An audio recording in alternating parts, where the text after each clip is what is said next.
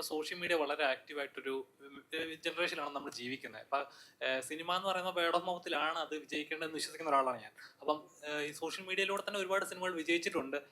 ഒരുപാട് സിനിമകൾ review bomb ചെയ്ത് അല്ലെങ്കിൽ അത് നെഗറ്റീവ് പബ്ലിസിറ്റി ചെയ്ത് നശിപ്പിക്കാൻ ശ്രമിച്ചിട്ടുണ്ട്. പക്ഷേ ഒരു നോർമൽ ഓഡിയൻസ്, ഒരു മിഡിൽ ക്ലാസ് ഓഡിയൻസിനെ സംബന്ധിച്ച് ഒരു 150 രൂപ കൊടുത്ത് കാണുന്ന ഓഡിയൻസ് ഫസ്റ്റിലി നോക്കുന്ന റിവ്യൂസ് അല്ലെങ്കിൽ സോഷ്യൽ മീഡിയയിലുള്ള ഇതൊക്കെയാണ് നോക്കുന്നത്. ഞാൻ ഈ സിനിമ എന്തുകൊണ്ട് കാണണം, കണ്ടാൽ സമയം പോകുമോ, വെറുത്താണോ എന്ന്.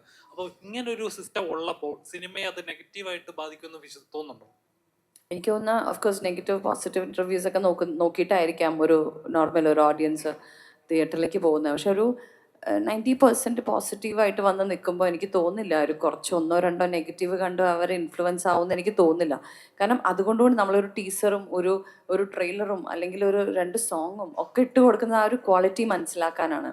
അപ്പോൾ വെറുതെ ഇരുന്ന് എന്തെങ്കിലും ഇപ്പോൾ ഒരു 10 നല്ല കമൻസിനായാലും ഒരെണ്ണം എനിക്ക് അത്രയ്ക്ക് വർക്കായില്ല എന്ന് പറയുന്നതിൽ ഇൻഫ്ലുവൻസ് ആവുന്ന ആൾക്കാരോട് നമുക്ക് പറഞ്ഞിട്ട് കാര്യമില്ല. കാരണം അതാണ് ഒരു ഗിവ് ഇറ്റ് എ ചാൻസ് ആണ്. അത് ഒരു ടീസർ അല്ലെങ്കിൽ ഒരു ട്രെയിലർ കണ്ടു കഴിഞ്ഞാൽ അത്യാവശ്യം ജഡ്ജ് ചെയ്യാൻ കഴിവുള്ള ഓഡിയൻസ് ആണ് മലയാളി ഓഡിയൻസ്.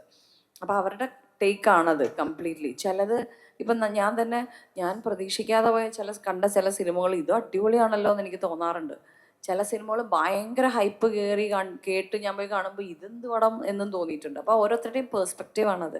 അപ്പോൾ വേറൊരാളുടെ കാര്യത്തിൽ ഇൻഫ്ലുവൻസ് ആവാതിരിക്കുക, കളക്റ്റീവ്ലി നമ്മൾ പെട്ടെന്ന് കേൾക്കുമ്പോൾ നമുക്കൊരു തീരുമാനം ഉണ്ടാവില്ല. അല്ലെങ്കിൽ ചിലപ്പോൾ ഭയങ്കര ഹിറ്റായിട്ടുള്ള ഒരു സിനിമ വർക്കാവാത്തൊരു 10 പേരുണ്ടാവും. പക്ഷെ ആ 10 പേരുടെ കേട്ടിട്ട് ബാക്കി എല്ലാവരും എന്നാൽ ഞങ്ങൾ കാണുന്നില്ല എന്ന് പറഞ്ഞിട്ട് ഇരിക്കുന്നതിൽ അർത്ഥമില്ല. ഉണ്ടാവും, ഉറപ്പായിട്ടും നമ്മുടെ ചുറ്റും ചോദിച്ചാൽ തന്നെ ഉണ്ടാവും. ഒരു ബ്ലോക്ക് ബസ്റ്റർ മൂവി എടുത്തിട്ട് എനിക്ക് പക്ഷെ അത്ര ഇഷ്ടപ്പെട്ടില്ല കേട്ടോ എന്ന് പറയണ ഒരു 10 പേരെങ്കിലും നമ്മുടെ ലൈഫിലുണ്ടാവും. എനിക്കൊക്കെ അറിയണം, ഇഷ്ടംപോലെ പേരുണ്ട് അങ്ങനെ.